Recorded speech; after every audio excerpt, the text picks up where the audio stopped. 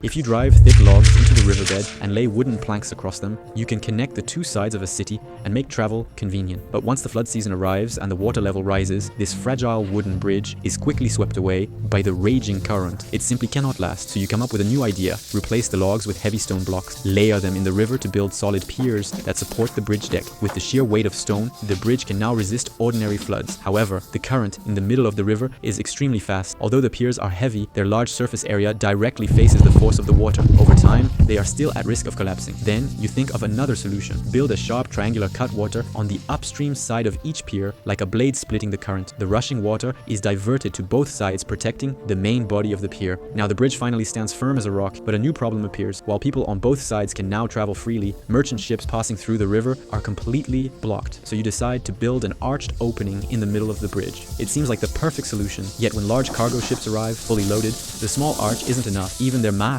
cannot pass through. You consider enlarging and raising the arch, but that would greatly increase the cost. Worse still, with the soft sediment at the riverbed, a large span arch would lack stable support. Once built, its own weight could crush the foundation and cause the entire bridge to collapse into the river. So how can you ensure smooth travel across the river while still allowing large ships to pass? Of course, this challenge cannot stop ingenuity. You decide to remove the central section of the bridge and replace it with a series of connected boats forming a floating bridge. At dawn, the floating bridge is closed, allowing pedestrians and carts to cross with ease. At dusk, or whenever large ships need to pass, the boats are separated and towed to the riverbank, opening up a wide channel for navigation. Massive ships can then sail through without obstruction. And just like that, congratulations, you have invented one of the world's earliest movable bridges, the